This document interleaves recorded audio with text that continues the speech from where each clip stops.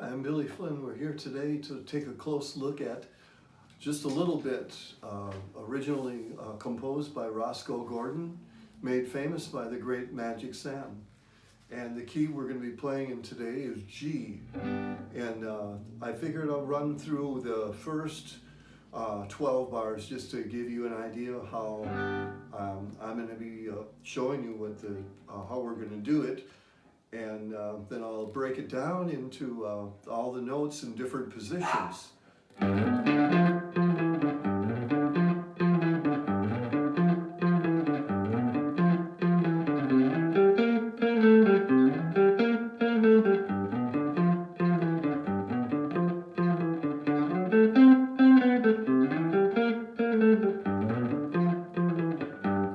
Okay, and that's one position. And this is also after you learn the riff, it's a really good exercise also for working with the lower strings and to get your fingers warmed up.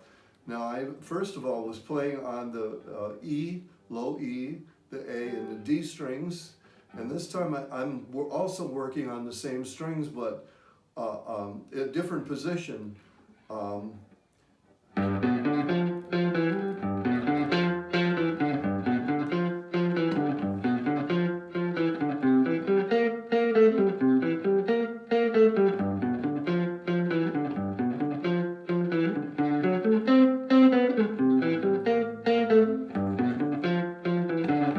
Okay, so that's two different variations of positions on the guitar for this in G again. And what we're going to be doing now is I'm going to show you the notes that I was playing.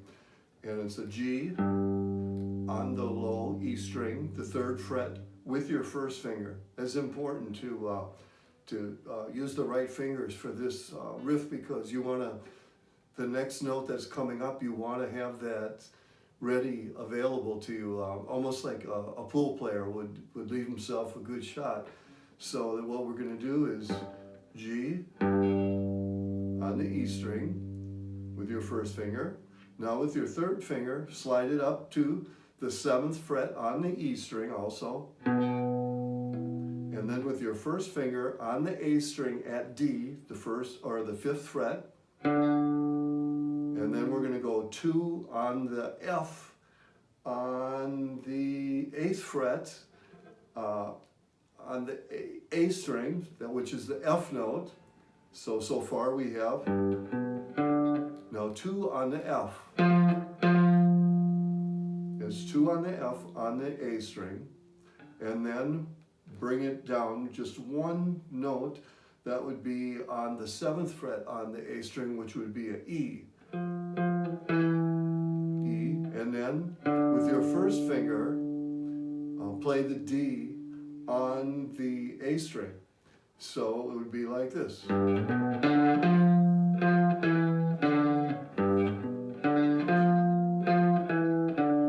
Okay, that's one position.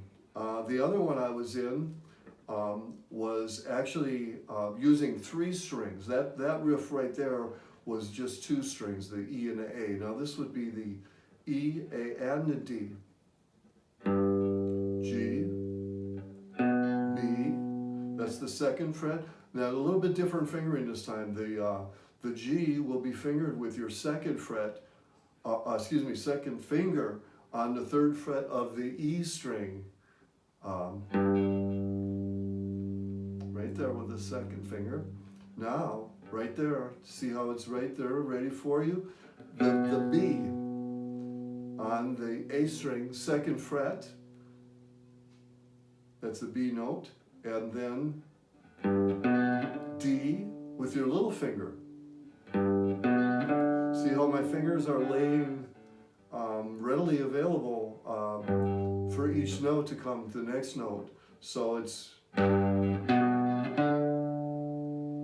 then 2 times on the F on the 3rd fret of the D string, which is an F. Then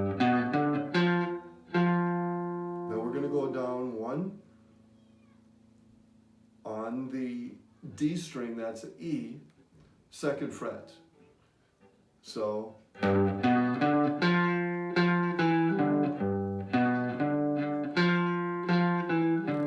see now when you're playing this is actually a really good way of getting your fingers warmed up. Also, I enjoy doing this just to warm up my fingers and just to have them in a good position, for playing and learning, because there's so many bass lines especially that come to mind where they have similar fingering. So this could be helpful in learning other bass lines too, especially with the positions. But I'm going to go through the 12 bar with also with the 2nd variation of the fingering.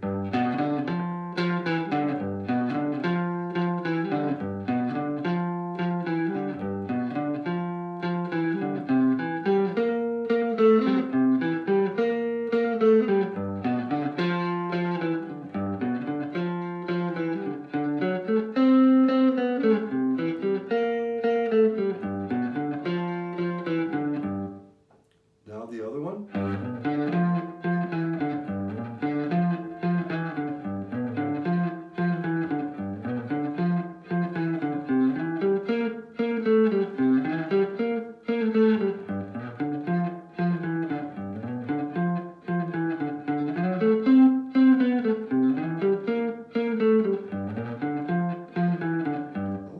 I think the 2nd time I played it through, I was playing it more staccato, which is the way that I've chose to always play this song. I think it gives it a really unique feel, and I learned this from Magic Sam's recording by his 2nd guitar player by the name of Mighty Joe Young. And when he plays it very staccato, and it gives it a sound more like this.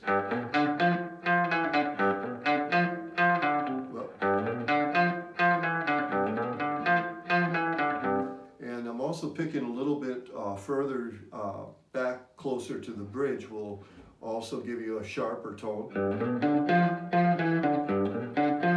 And that's a couple different ways, and especially when listening to the song, try to listen to what Mighty Joe Young is doing on the original recording of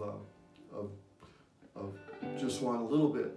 And the first verse is just a little bit different than the other verses, where they do some breaks in it, and it sounds something like this. 2, 3, 4. 2, 3, 4. 2, 3, 4. 2, 3, 4.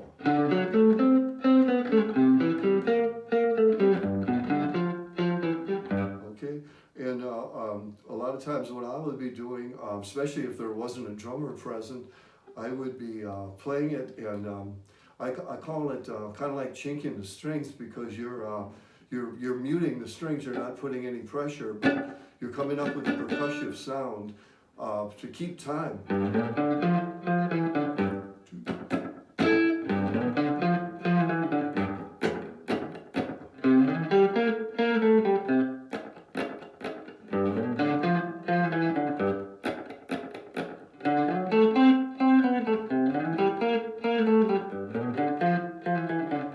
That's the intro. And for the vocal verses, basically what we just went through is the whole thing, except for on the turnarounds, we are going to stop, because he just goes a teeny weeny bit of your love. So it's we'll go through one verses with the stops. It's something like this. This is the vocal verse.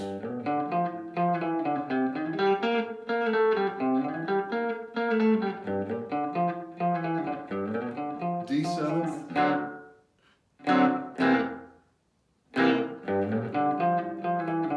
Okay, what I'm doing is I'm playing the D7th at the, as if you'll, again, I'm going to refer to the cowboy chords so we can get you at the right position.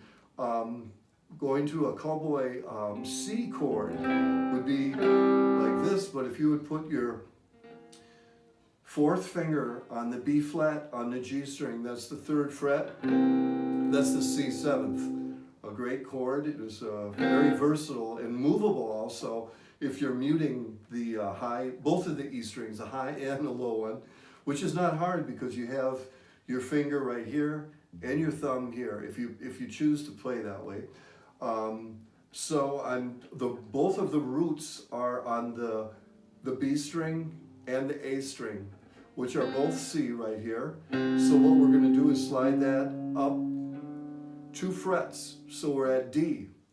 So it's teeny weeny bit of your love. So it sounds like this.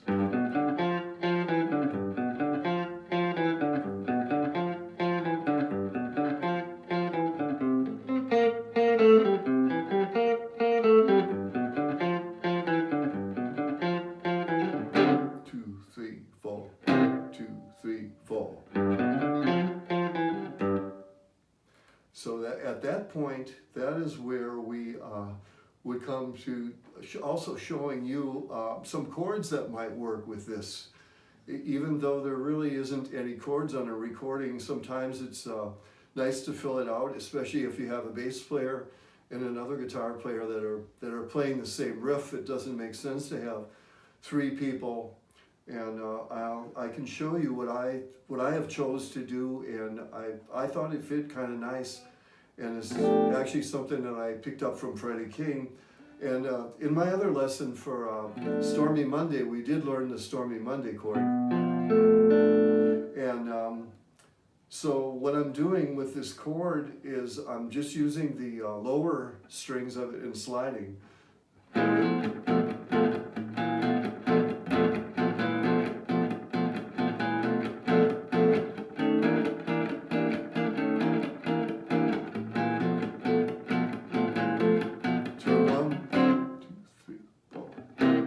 Seventh.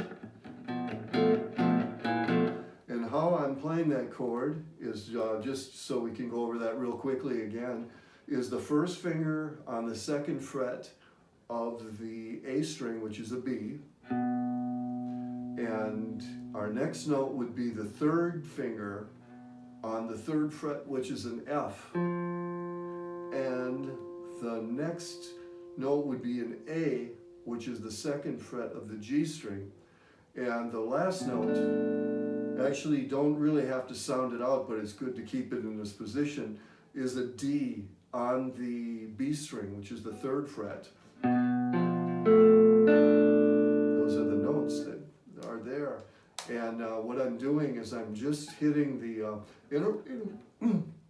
in a rhythmic way, I am using the lower strings.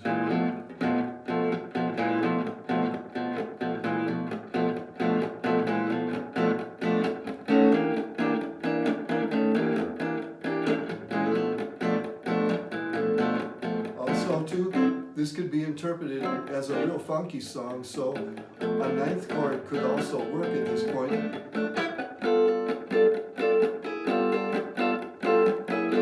Just sliding it up and down from the C to a B, now from the G to an F sharp. There's the turnaround.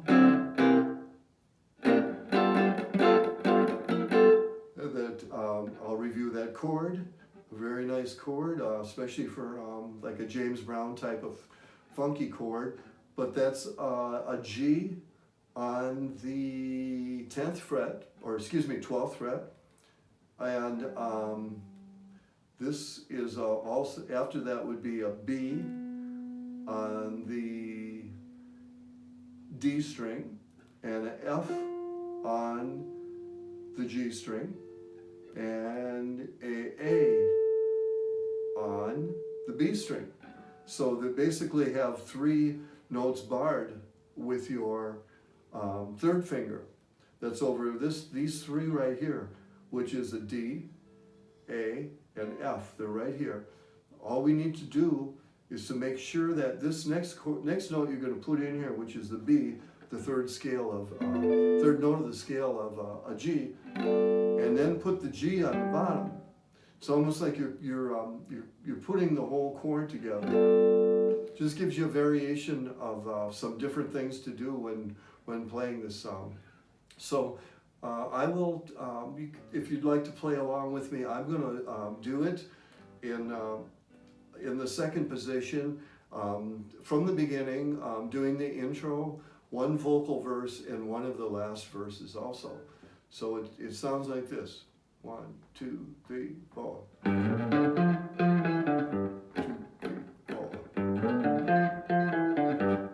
3, 4.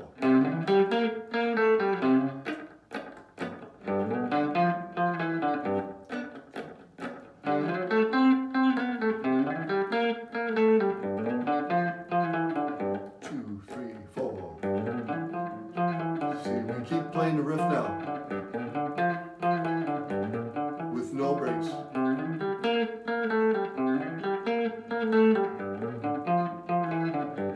Break, D7, C7, back to G. 2, 3, 4.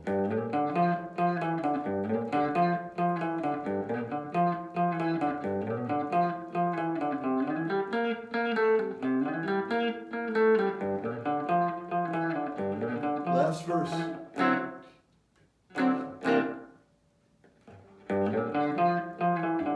One more. Gonna go to 5 again.